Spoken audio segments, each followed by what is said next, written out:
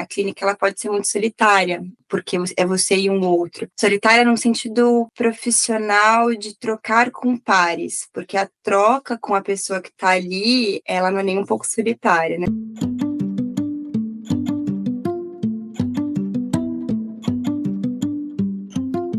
Bom dia! Olá! Oi, Ju!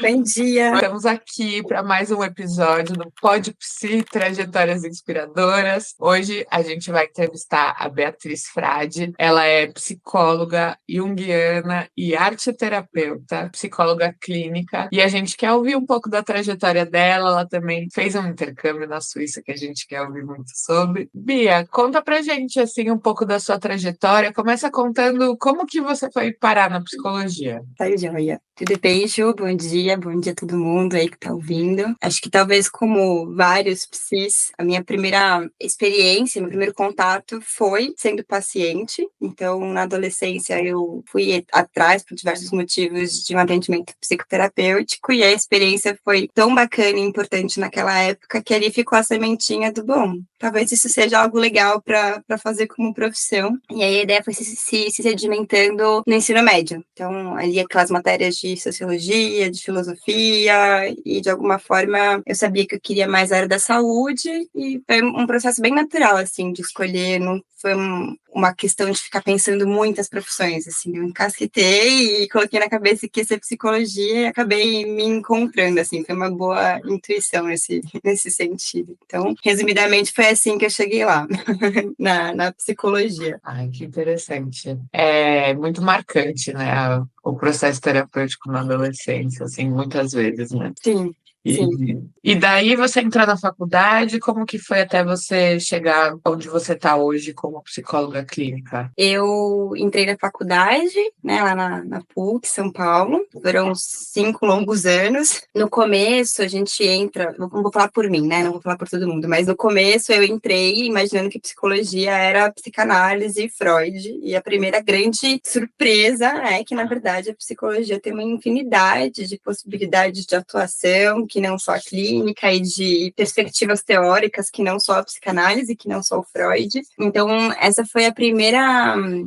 impacto que eu tive na graduação e que gerou uma dúvida, um certo conflito interno que me acompanhou até o último ano, que foi qual que era a visão de mundo, qual que era a vertente psicológica que contemplaria melhor a minha prática, enfim, a psicologia com a qual eu queria trabalhar. E aí eu fui gostando de muitas, então eu gostava muito de estudar psicanálise, gostei muito quando a gente começou a ter Jung na faculdade, não foi amor à primeira vista, né, eu gostava muito de Fanon na época, eu fiz uma iniciação científica em análise do comportamento também, então eu fui tentando vivenciar um pouquinho de todas as coisas, e foi mais pro final da graduação que foi afunilando a ideia de entender a minha clínica com uma vertente junguiana. Acho que é um processo de amadurecimento também, com a própria terapia. Minha terapia era em junguiana, então foi se solidificando, né? Mas durante um tempo eu ficava sem saber qual que seria a minha ferramenta de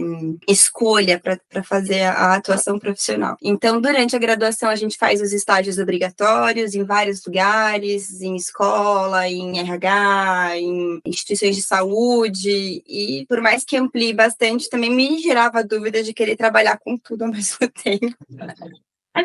Mas foi mais para o final, assim, no quarto, quinto ano, que começaram alguns estágios mais direcionados para a clínica. Eu fui sentindo uma sensação de estar confortável no espaço de escuta, de estar num espaço, seja em grupo, seja no individual, né, na clínica, mas a dois. Eram lugares que eu gostava de estar, de escutar, e foi ali se configurando que eu queria trabalhar principalmente com a clínica, mas não necessariamente só com ela. E aí, no último ano da faculdade, a gente é obrigado a fazer algumas escolhas em relação a matérias principais, né, no caso ali da instituição que eu fiz, e foi um chamado, assim. Eu falei, bom, acho que eu vou investir na psicologia junguiana. Eu estava gostando de estudar, estava me achando na minha terapia também, e acho que foi uma boa intuição, assim. Eu me encontrei na forma de ver, à medida que eu fui estudando mais e aprofundando na psicologia analítica. Bom, eu que te conheço, gente, nos conhecemos.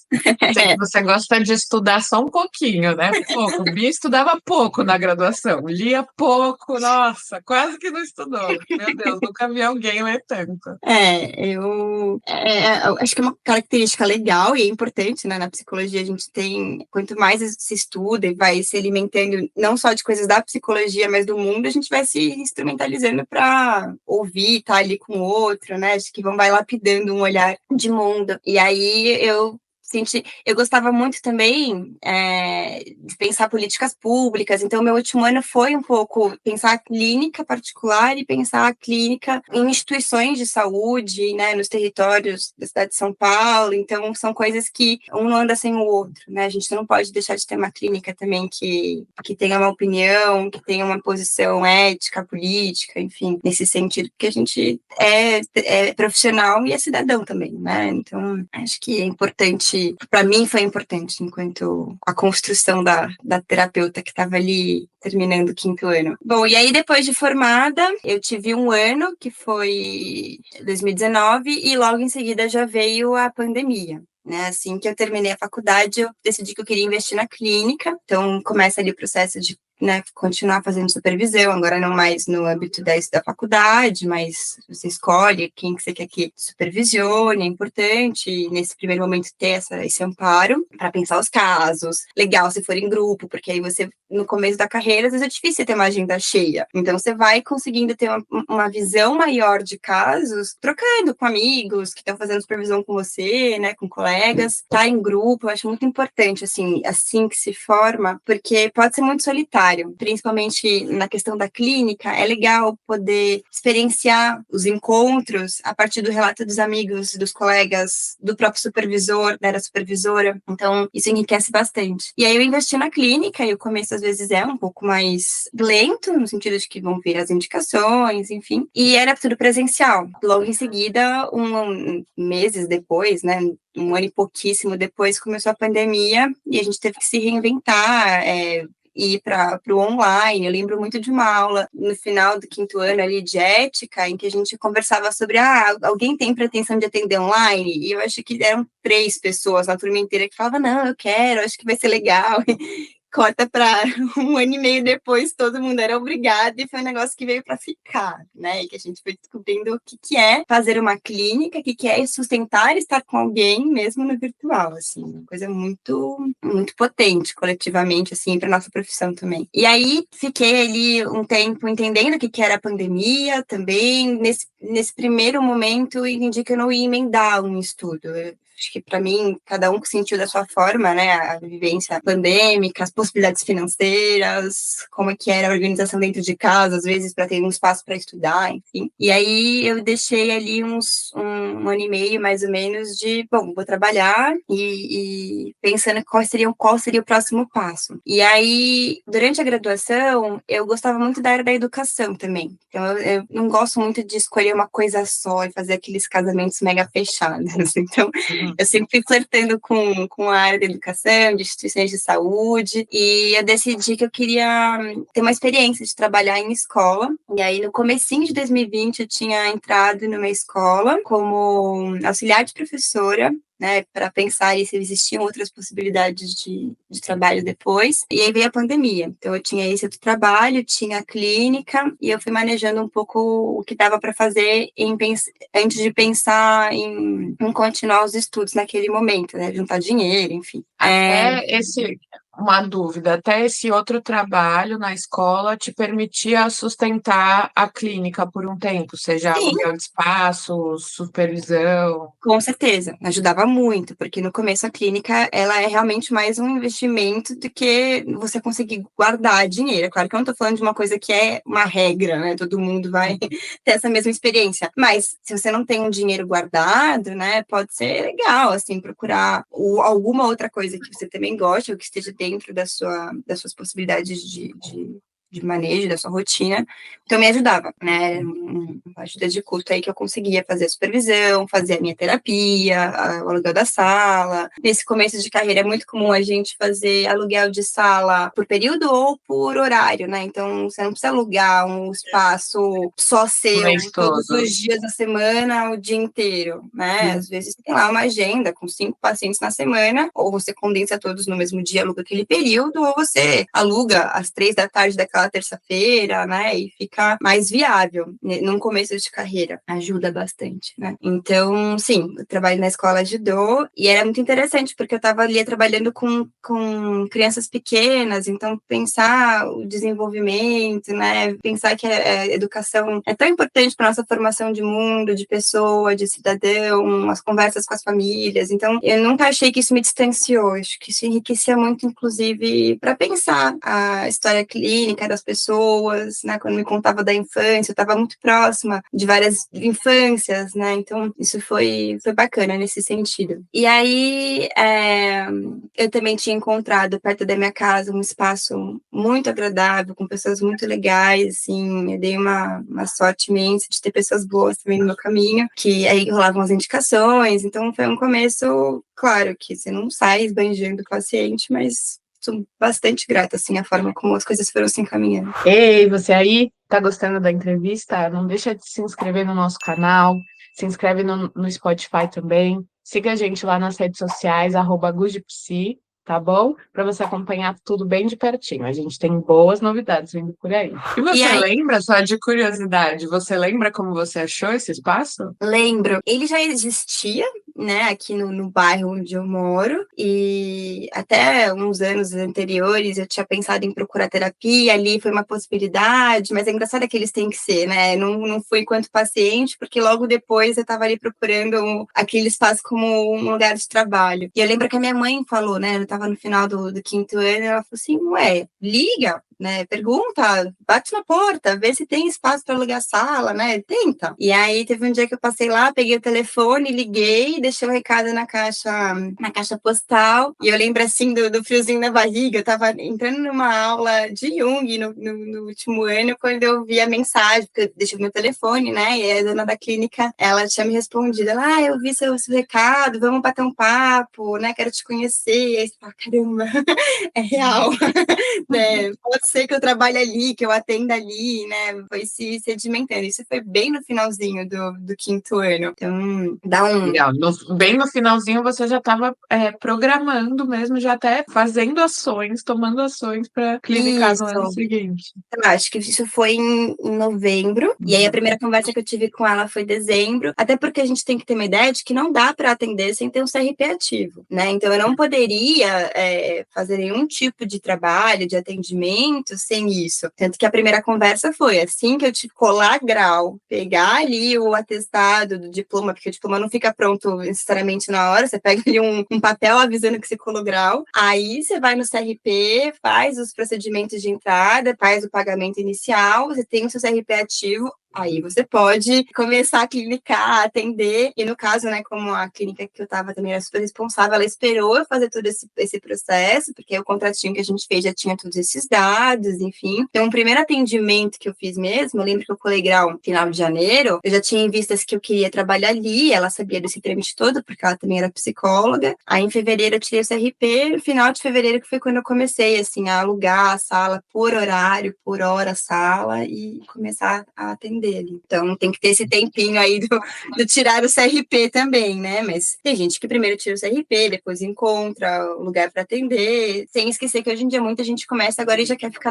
no online, né? Então, às vezes essa parte acaba sendo pulada, mas você tem que ter o CRP mesmo para atender online. E no online o EPSI. O EPSI, exatamente, que é uma coisa também que todo mundo saiu correndo para fazer na época da pandemia, tem que fazer o cadastro no EPSI, exatamente. exatamente. Bom, e daí você ia continuar. Depois de formada, Exato, então aí eu tava nessa escola, na pandemia, com a clínica, né? Na escola a gente teve que fazer home office, né? Não fazia ali os encontros com as crianças online, não fazia presencial, porque obviamente não tinha como. E aí eu comecei a encasquetar, se a palavra pode ser essa, a gente pode falar de intuição também, um chamado, assim, eu comecei a querer a estudar um pouco mais a ideia de uma expressão artística, talvez também muito movimentada pela pandemia, né, de ser uma outra forma de a gente estar em contato com coisas, né, para se distrair, para se acalmar. Ah, teve essa coincidência também, vou contar rapidinho, que no ano que eu me formei,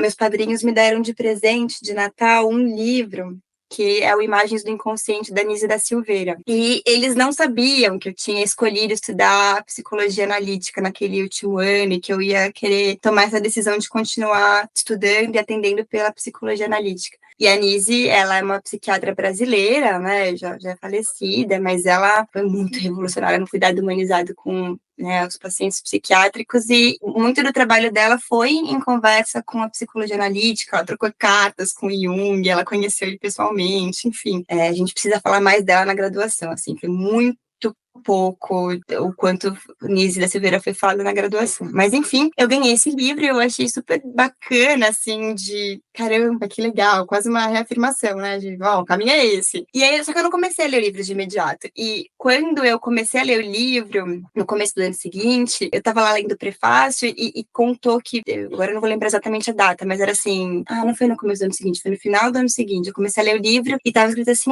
porque aí a Nise inaugurou o ateliê arte terapêutico dela no dia, sei lá, 9 de setembro, 15 de setembro, um mês. E eu fiquei absolutamente arrepiada, porque era o dia que eu tava começando a ler aquele livro, assim, tipo, pra mim foi de um simbolismo, uma sincronicidade, porque era setembro, e de janeiro até setembro eu tava naquela de, o que é arte terapia?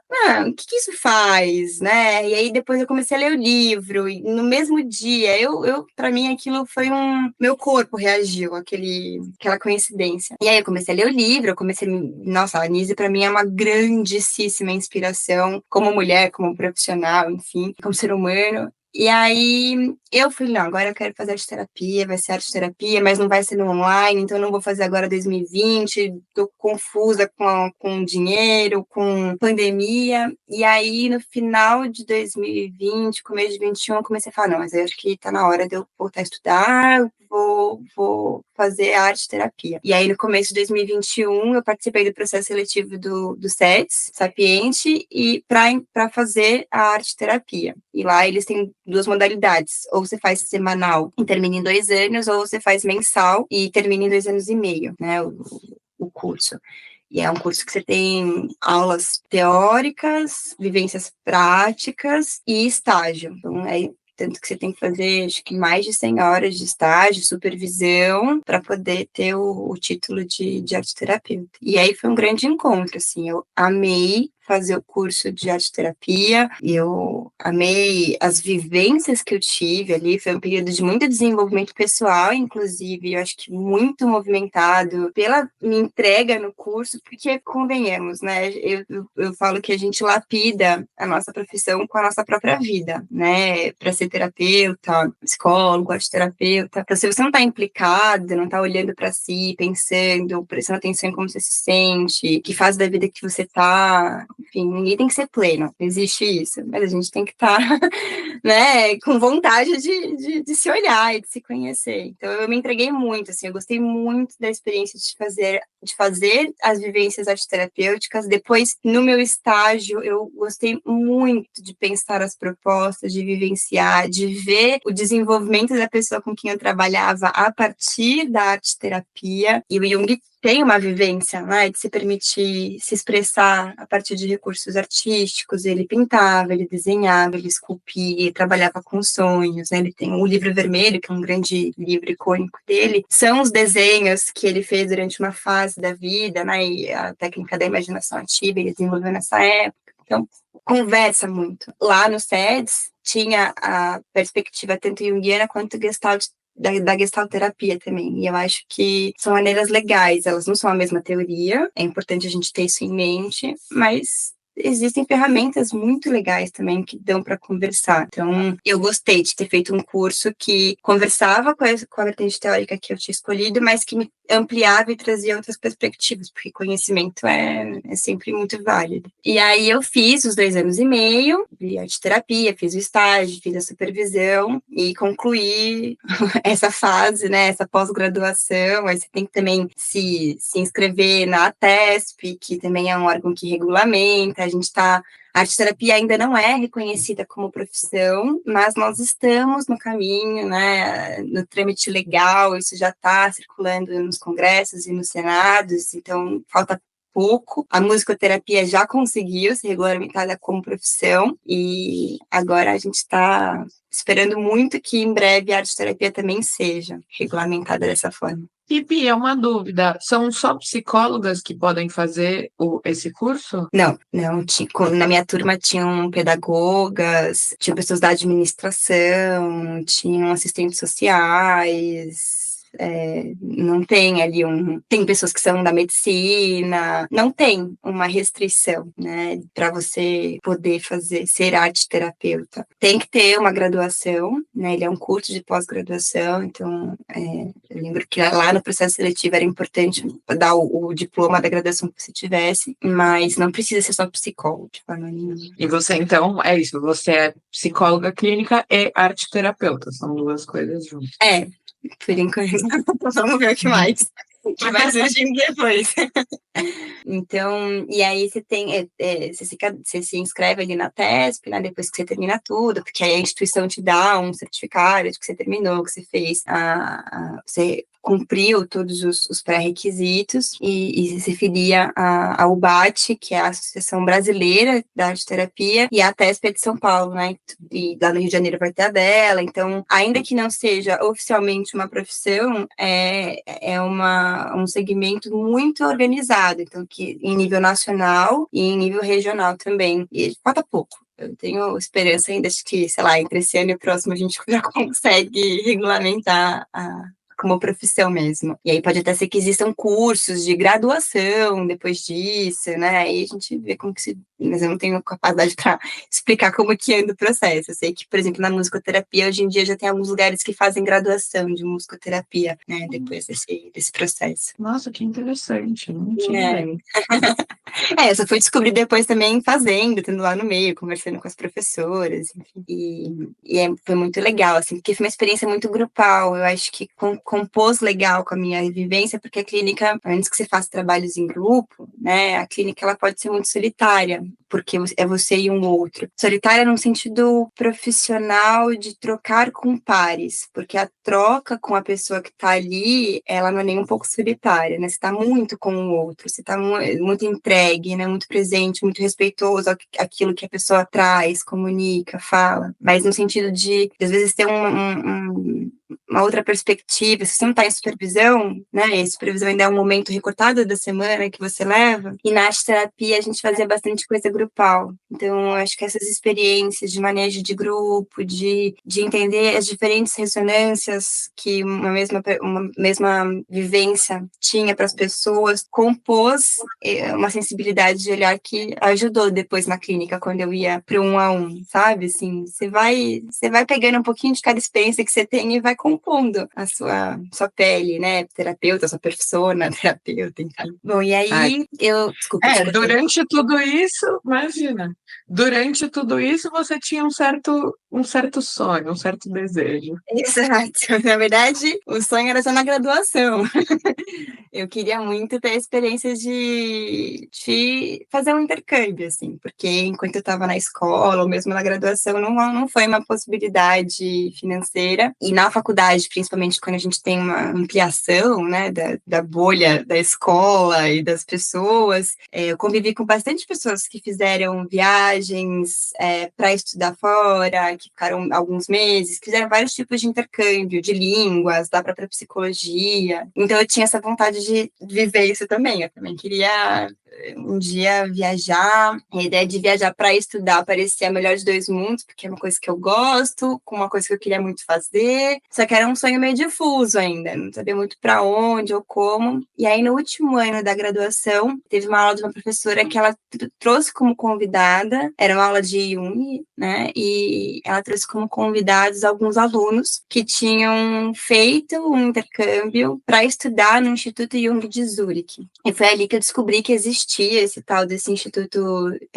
Jungiano em Zurique, fundado pelo próprio Jung. E aí eles contaram da experiência deles, levaram fotos, tinha toda uma apresentação de PowerPoint, contaram como tinha sido. E ali o bichinho picou, a sementinha foi plantada. Eu falei, acho que encontrei um contorno para isso que eu queria, talvez, fazer, né? Mas ainda não era uma certeza, tipo, não, é lá, eu quero fazer dessa forma. Mas quando eu comecei, aí sim, com o trabalho, consegui juntar um pouco mais de grana, né? Começar a ver os frutos também do trabalho nesse sentido, aí começou a rolar com um pouco mais de propósito, assim, de força, de tá. Então, acho que dá para investir emocionalmente nesse sonho também. E aí, em 2020, a gente tá em 2024, foi 2022, mais ou menos, que o negócio começou a ficar bem forte dentro de mim. Eu tava indo pro finalzinho já da pós, faltava ali 6 meses, porque eu ia terminar no meio de 23. E aí, sabe aquele vazio de, bom, terminei esse, já tenho que engatar uma outra coisa, e, gente, a gente não tem que nada. É uma pura ansiedade de comparação, achar que a gente tem que ficar emendando estudos, não é assim. As coisas precisam de tempo, decantação, digestão, é outra vivência de tempo.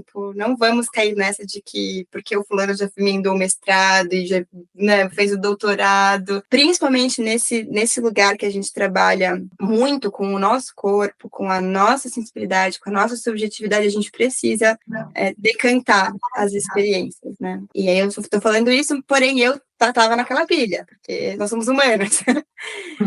E aí, pensando no momento da minha vida também, né, de possibilidades reais, eu falei, bom, acho que cabe eu terminar o TCC da pós, terminar todas as partes burocráticas e aí começar a pensar no intercâmbio, porque encaixa com o momento da minha vida pessoal, né, também foi uma coisa importante para se pensar, mas nossa, eu precisava fazer por conta de currículo logo em seguida? Não. E aí eu comecei o processo de construir a ideia de ir para lá. Então, o que foi fundamental nesse momento? Outras pessoas que, primeiro, fizeram essa viagem. Então, eu tinha guardado lá no meu caderno da época o nome das pessoas, né? Porque eles foram muito gentis e deram lá nome, e-mail, Instagram. E aí, adicionei no Instagram, mandei um oi, falei que eu estava naquela aula lá de 2018, que eu estava começando a ter esse interesse. E aí, as pessoas foram muito bacanas, assim. A Vivian, que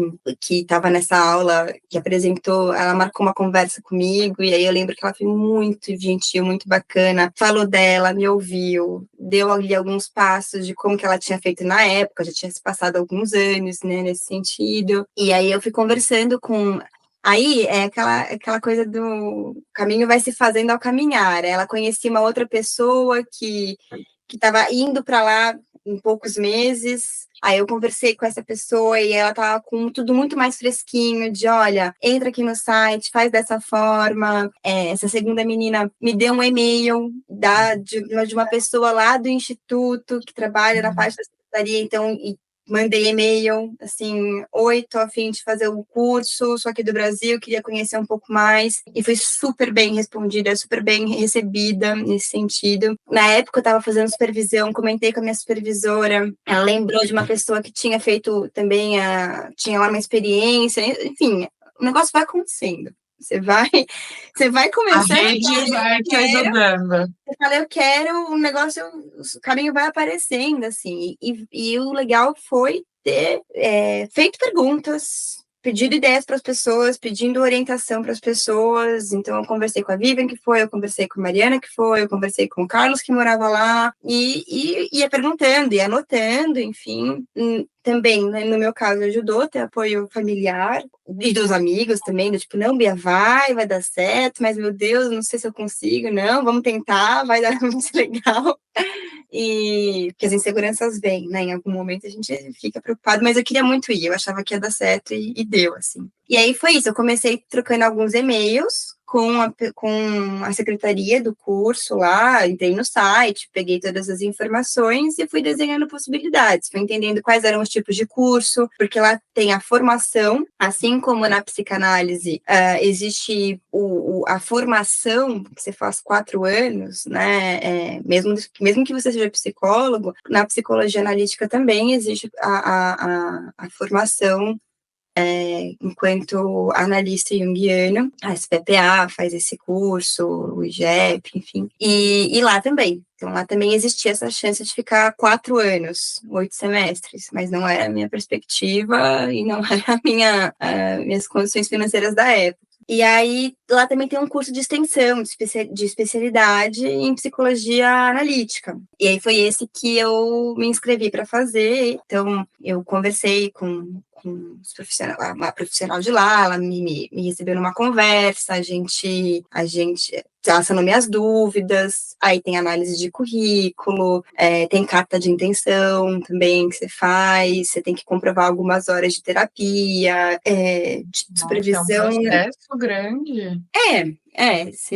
Você manda lá a carta, a aplicação, tem que fazer o pagamento de uma taxa de inscrição, eles leem a sua carta, veem o seu currículo, aí eu coloquei lá as horas de terapia, acho que de supervisão não era obrigatório, porque não necessariamente você precisa ser psicólogo para fazer esse curso também, né, esse aprofundamento, essa extensão. E aí, depois de um tempo, eles respondem se você foi aceito ou não, e aí você faz efetivamente a matrícula. E aí, lá, em específico, eles oferecem esse curso em 3 momentos do ano, né? No outono, no inverno e no verão. E aí tem um asterisco, assim, fugiu a palavra, que o curso de inverno e outono você pode fazer com o mesmo valor da taxa que você faria no verão. Então, eu me inscrevi para fazer, eu fiz mais semanas de aula, uma parte delas foram online e uma parte delas era presencial. Então, eu comecei o curso da minha casa, acordando 3 da manhã por causa do fuso, para ter aula às 3:30 da manhã, mas funcionou, porque aí eu tinha aula de madrugada entre 3 horas da manhã e meio-dia, e aí eu joguei todos os meus atendimentos para tarde e noite, e aí eu consegui trabalhar e fazer o curso, eu não precisei parar a minha agenda, né, nesse momento. Quando eu fui para lá para ficar presencialmente nas aulas, aí eu tirei férias, assim, eu não tinha tirado férias durante um ano, e aí eu peguei lá algumas semanas de férias, porque além das aulas em si, pô, tem a viagem, tem os lugares, tem os amigos que você faz, que você passeia, enfim, então foi muito legal, foi uma das melhores experiências da minha vida, assim, porque fui totalmente sozinha, não falava alemão, mas o curso era todo em inglês, então também tem isso, né? Facilidade da língua. O instituto em si, todo mundo muito gentil, muito bacana, muito solícito, assim, os professores muito bons e em termos de estudo muito legal também, assim, uma variedade de temas, de possibilidades de reflexão. Você monta a sua grade horária, então eu escolhi temas que tinham a ver comigo, peguei quase todas as aulas que podiam sobre arte-terapia ou sobre recursos artísticos, então foi sensacional, assim, E aí um dia eu espero manter a corrente, se alguém quiser ir, chegar até mim, eu vou fazer o que fizeram por mim, de, olha, você faz assim, vai dando o caminho das pedras, né? Porque até dicas no sentido de, você vai comprar nesse mercado que é mais barato, e aí faz marmita que ajuda, lá tem comida assim, tem comida assado, o horário é mais ou menos assim, então tudo isso para achar moradia, então foi muito legal, assim. Cara, tá onde a casa em si, que é o instituto, o Jung não esteve lá, eles mudaram para esse lugar depois que o Jung já tinha falecido, mas Nossa, e sabe o que eu acabei de perceber? Hoje é o dia do aniversário do Jung. Eu não sei quantos cento e Nossa, muitos anos ele faria, mas hoje é aniversário dele, assim, que engraçado. igual o livro da Nise, gostei. E eu tenho uma coisa com data que engraçada, assim, eu sou muito boa de gravar data.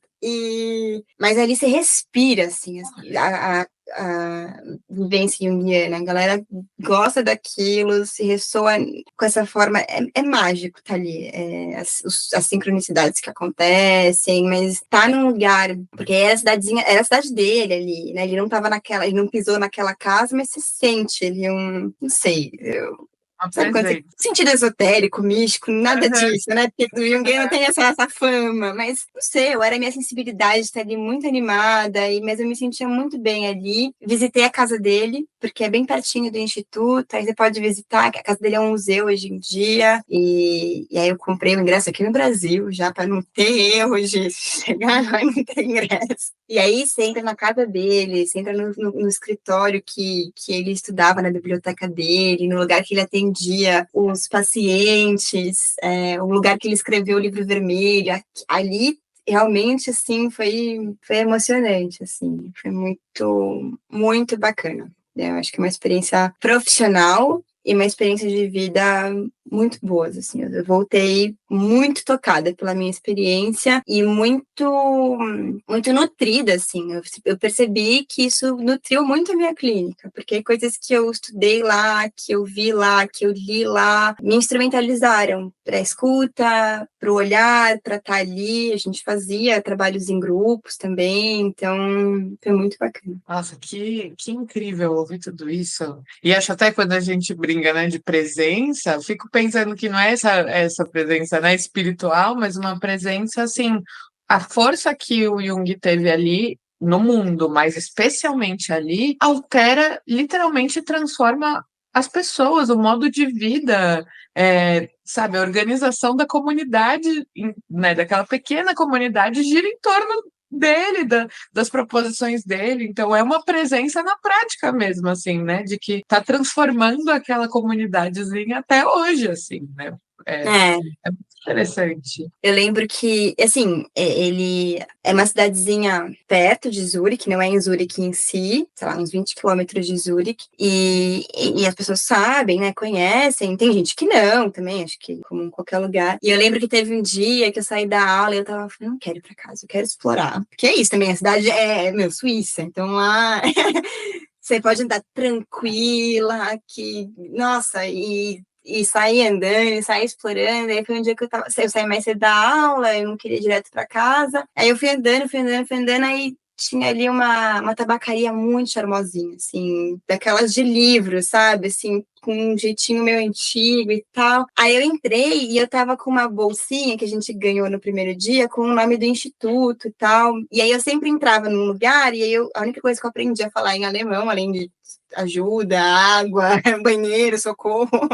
E eu falava assim, licença, eu não sei falar alemão, você fala inglês. Tipo, era essa frase que eu sabia falar. E aí a pessoa falou, não sei o que, em alemão. Aí eu, desculpa, eu não falo alemão, eu falo inglês, você fala inglês? E aí a pessoa falou, sim, falo inglês, como é que eu posso te ajudar? Eu falei, não, eu tô só olhando aqui, tô conhecendo os arredores. Aí ele viu, né, a bolsa. Aí ele falou, você tá no instituto? Eu falei, tô estudando lá no instituto, né, esse semestre que tá tendo agora. E aí ele falou assim, sabia que o Jung comprava o tabaco, o fumo dele aqui? Aí eu falei, não sabia, assim, porque, óbvio, por que eu saberia daquilo? Mas aí ele contou lá, claro, aquela pessoa não conhecia o Jung, mas a tabacaria estava lá já há muito tempo. Aí você fala, caramba, então o Jung também já entrou aqui, já comprou um tabaco aqui. Você vai humanizando, assim. E em específico, acho que ter ido para o lugar onde ninguém precisa fazer isso, mas na minha experiência foi essa, ter ido para o lugar em que ele viveu, em que ele construiu a história dele. E aí, às vezes, antes eu não sabia que lá, nessa casa, ele não tinha estado vivo. né? Eu achava que sim, e aí só de imaginar que ele e a Nise estiveram naquela casa, assim, eu já tava tipo, uau, mas aí não foi exatamente ali, era numa outra casa, tudo bem. E quando eu fiz o passeio na casa dele, em várias conversas de corredores com outros alunos que estavam lá na formação, porque é isso também, você faz aula junto, tem algumas aulas que são específicas para quem faz a formação. E essas aulas da extensão, tem gente iniciante, tem gente que está na formação há 3 semestres, tem gente que está no final da formação, porque as pessoas escolhem as aulas que elas querem fazer. E você troca ideia com quem está lá já há vários tempos, né, convivendo no instituto, enfim, que já visitaram a casa do Jung algumas vezes. E para mim foi muito interessante a experiência de imaginar e entender também um pouco dele sem essa ode, né, essa pessoa quase que etérea, né, o teórico, e aí você descobre ali umas coisas, né, por exemplo, a importância da Emma Jung, da Toni Wolff, que eram mulheres com quem ele conviveu, né, com quem ele se relacionou, e que foram importantíssimas para o desenvolvimento da psicologia analítica, para a forma como ele pensava, qual que era a realidade de vida dele, assim, o Jung não é tirar o mérito de forma nenhuma, mas quando você entende o contexto em que ele vivia, a história de vida dele, claro, o Memórias, Sonhos e Reflexões, que é um livro autobiográfico dele, né, ele conta muito da vida dele, mas tem outras coisas que a gente, sei lá, eu descobri estando lá, essa relação com a Emma, com a Toni, e parece que humaniza, sabe? E coloca outros nomes também, assim, a Emma foi muito importante, a Emma foi uma mulher muito bacana, e que a gente ouve menos, e que a gente ouve pouco na graduação, então, sei lá, se a gente ouviu citar, né, talvez ela, Eu não me lembro, e não era a me esposa lembro. dele, assim, uma esposa que dava conta ali de 5 filhos. Eles tinham bastante dinheiro nesse momento, então também ajudava bastante, mas que também ajuda ele a poder ter algumas vivências para criar a teoria, né? Não é desmerecer de forma nenhuma, mas é contextualizar. E aí você vê o Jung que é pai também, o Jung que era marido, essas outras pessoas importantes na vida dele. Então, para mim, foi legal nesse sentido, parece que até a teoria dele vai sendo sentida, ou eu fui entendendo de uma forma mais tangível, assim, sabe? Foi uma experiência muito legal, assim, para quem gosta da teoria dele, da psicologia analítica. Nossa, Bia, de verdade, assim, achei muito inspirador mesmo te ouvir, porque acho que você foi mostrando um pouco do caminho também, né? De como você foi se planejando, foi indo passo a passo. Tinha um sonho lá em 2018 que você realizou 4, 5 anos depois, né? As coisas não são rápidas, não são Não. simples. E que o jeito que você foi acionando sua rede para conseguir os contatos, os caminhos, como chegar lá, enfim, achei muito, muito incrível, muito inspirador. E até quando você diz, né, de que você fez a aula online de madrugada, sempre sem parar de trabalhar, você só parou de dormir, né? Mas tudo bem, continua trabalhando e estudando. Não, mas assim, naquela época eu organizei um pouco a agenda, e aí eu, sei lá, eu atendia da meio-dia às 6, 7, jantava às 7h30, 8 horas eu tentava ir dormir, entendeu? Assim, foi uma época que eu tentei eu tentava dormir, de fato, e E é assim, né? Um tanto, não normalizando, mas um tanto o processo não é tudo tinha um certinho, né? sacrifício, né? E a gente faz as coisas do jeito que dá para fazer, não exatamente do jeito que a gente imagina que E vai. eu sabia que era por um tempo também, assim, não é que eu ia ficar 1 ano fazendo isso, 6 meses fazendo isso, então, aqueles combinados que você faz com você mesmo, assim, qual que é o objetivo maior? Tá, é ter essas aulas, depois o sono você vai correr atrás, de final de semana que eu não tinha aula, eu não saí durante esse tempo do curso, eu ficava em casa meio que dormindo, jogada no sofá, tipo, descansando, então, é possível, a gente faz da forma que dá, né? Foi a minha trajetória. Eu lembro que numa dessas conversas que eu tive com as pessoas, teve até uma mentoria que eu fiz, aquelas coisas sincrônicas, né? Eu achei no Instagram alguém que tava falando: olha, eu vou ensinar como que eu fiz para fazer o intercâmbio. Me inscrevi, fiz, foi bacana. Várias informações eu já sabia, porque eu já tinha conversado com outras pessoas, já tinha começado a trocar e-mail com o Instituto. Eu acho que trocar e-mail com o Instituto diretamente foi uma das coisas melhores, porque eu tirava várias dúvidas e o pessoal de lá tirava suas dúvidas com muita tranquilidade. Mas aí, numa dessas conversas, eu conversei com um homem que fez a formação lá e que hoje em dia mora lá com a família. E aí eu lembro que ele estava me contando do percurso dele, talvez um pouco do que a gente está fazendo aqui hoje. E cara, ele me deu 1h30 do tempo dele, assim, pra falar como que foi, como que ele fazia. E ele foi super gentil. Falou: quando você vier pra cá, eu te levo pra base, que era onde eu estudei, onde estudou, nasceu. Não deu tempo, eu vou ter que voltar lá pra... porque teve isso. Vou abrir só um parênteses rapidinho. Pra você ter o título, né, do curso de extensão e de especialista, você tem que fazer 2 semestres. E eu fiz um. Então, por enquanto, eu tô no processo de digerir, decantar. Eu decidi que eu não ia fazer em seguida um do outro, também por questões financeiras, porque a gente não é euro lá, é franco suíço tá mais caro que o euro, dói um pouco na hora que você converte, mas enfim, juntei dinheiro para isso naquele momento e tô nesse processo de, bom, vou juntar dinheiro de novo, tô deixando decantar e você não tem um prazo para terminar, então eu vou deixar para... Vou finalizar, é um sonho meu, vou terminar tudo, aí tem que fazer prova, tem que fazer uma monografia.